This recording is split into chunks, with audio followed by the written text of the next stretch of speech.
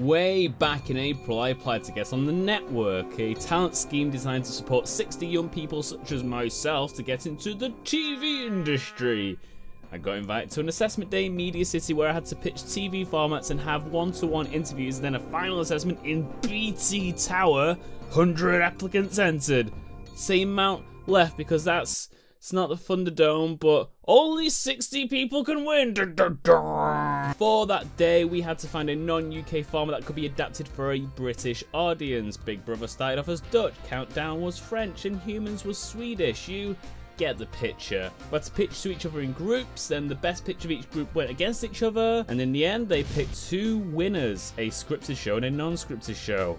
Guess who won unscripted? My winning pitch was Baking in the Dark, a Danish children's cooking show where kids, unbeknownst to them, have their baking session thrown into darkness halfway through, where they'll then have to bake in the dark. We then heard some panels from people in the industry and have free drinks at the top of BT Tower. Then I spent all of it freaking out over how cool that was. Spoiler alert. I'm one of the 60, that's what the announcement video was all about. And my prizes: get to go to Edinburgh International TV Festival and network, learn how to make TV, attend panels, workshops, meet VIPs in the UK TV industry, and receive guaranteed support and mentorship after the fact. Also, Charlie Brooker's going to be there and I really want to meet him, but most importantly, career opportunities and such. Unfortunately, the Black Mirror Masterclass clashed with our schedules, so we didn't get to see him. But Jason, you put Charlie... We got to send him some questions that could be seen later on YouTube, but yeah, sad times. But Jason... If it was Donald Trump, he'd be going, I'm going to make this pig come. Yeah. Sorry.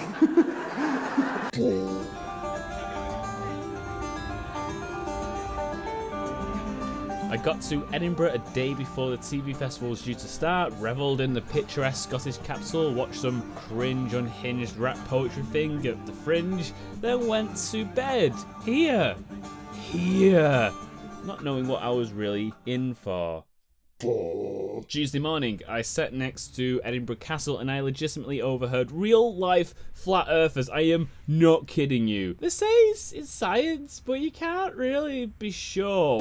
As soon as we all get there, we're sat one-to-one with top BBC talent managers there to help us make our CVs less bobbins. We were then thrust into panels engineered to advise us entry-level peeps on networking and how to get your foot in the door in the TV industry. And then after a full day of that, we had a quiz, met my mentor Anna for the first time, who is lovely, and then went to our flats and then...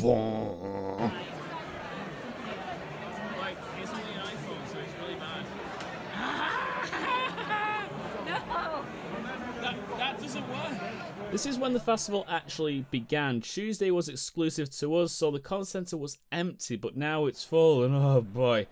See, this is an industry event. Tickets cost like this much. So if you go, you're either wadded, or you've been sent by your company, or you're an invited delegate. Represent! But this was pretty much everyone who was anyone in the UK TV industry. I accidentally found the red carpet area and just had a mild anxiety moment. So I just went to watch a bunch of panels, which were amazing, of course. Plenty of info and material I'll be nicking for future videos, I think. So after 10 hours of that, we had the McTaggart keynote lecture from renowned Channel 4 journalist Jon Snow. Yes, I know what you're going to say, American viewers of mine. I was appalled to discover that other fellow with the same spelling had hogged the first 50 entries where once I was supreme. Winter sure has come for that bastard. I'd recommend everyone watches this. Comments on the current apocalyptically political climate, on the role of the media in fake news, but most importantly, the clear classist divide between those reporting and the people they're reporting for. Think about that. It's gone right up to all the TV industry's 1% and gone, oi, dickheads! Get a bloody grip! With a newly revived vigour, I strutted the red carpet. God damn you, go girl. Then went to the big networking drinks at the National Museum of Scotland, where I immediately lost all said vigour. I think this is where I fell down when it came to this week. I wasn't good at going up to people and be like, "Hi, I'm Jason, how are you doing?" with the obvious ulterior motives of wanting a job.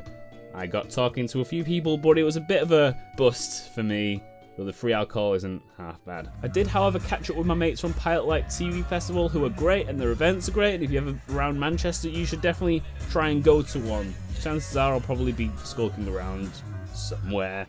Hey, side note, this drawing I've done of the Pilot TV Festival guys is like 3 proud dads of their son. But I went back to my flat feeling a little deflated. But tomorrow is, as always, a new day. From this point on, we weren't really able to do much of the festival. We're now purely in workshop mode. We were split into 5 groups and sent off to produce and learn some content for a live show the following day. Drama made a Casualty short with the actual actors from Casualty. News Today Sky news segment. Creative got to pitch to top Sky executives for a chance at an internship, and research had to get talent for a live question of sport bit. I was on production, ran by the people who make Blue Pizza. We were running the show, sound, cameras, directing, floor managing VT, the whole shebang. After trying every aspect of putting together a live show, they then revealed to us which role they all thought were best suited. They only bloody made me director, didn't they? Way. Well, I was director vision mixer, so I was telling the cameras what to do whilst changing between the cameras on the vision mixer. Did I? Most of the day was planning a running schedule to the minute, saying that like all running schedules don't have to be planned to the minute. And as daft and soppy as this will sound, I've never been part of such a large collaborative process before. Like, I've collaborated before and I loved it, but not on this scale. If there's one thing I've learned from this whole experience, is that everything you see that's made on TV is made by a ton of people. When I review a show like Doctor Who and blame Stephen Moffat, he didn't like make all, he didn't like shoot everything, right? He's got a production staff, he's got a writing staff. Not that I didn't know this before, but I felt it for the first time doing this, and it's good to know for the future. We worked right into the night to get the schedule and scripts ready and emailed, and we had to work fast because when we were done, Craig Charles clothing line.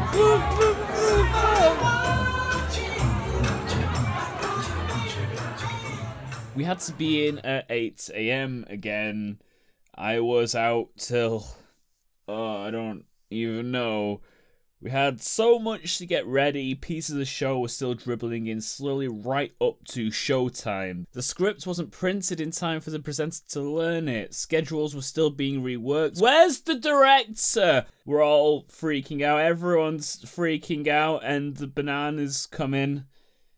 The banana's coming. I still need to explain what the banana is. Yeah, so let's rewind to yesterday, before we left to finish the schedule and the scripts and party.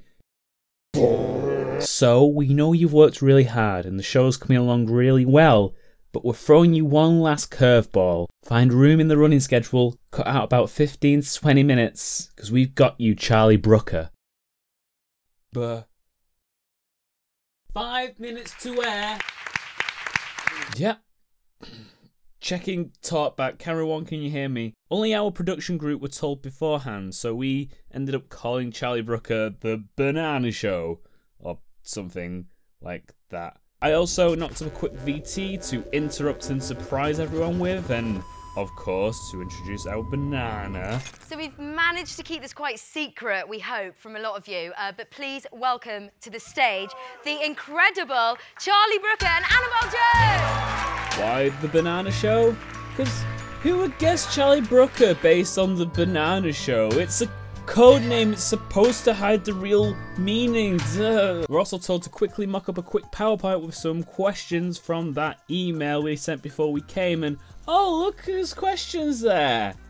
It was in that moment I may have realised the true extent of my powers and overstepped. Most of the questions were framed normally, like Junior as doop-de-doop-de-doop and dip-a-doo-doop-a-doop, Black Mirror doop-a-doop. Jason Allen Director of Vision Mixer Extraordinaire asks, "Hey, so is this too much?" I ask the crew, and they're like, "Do it." They're on stage. I can see my idols, the creators of one of my favourite shows of all time, on the monitor in the same room.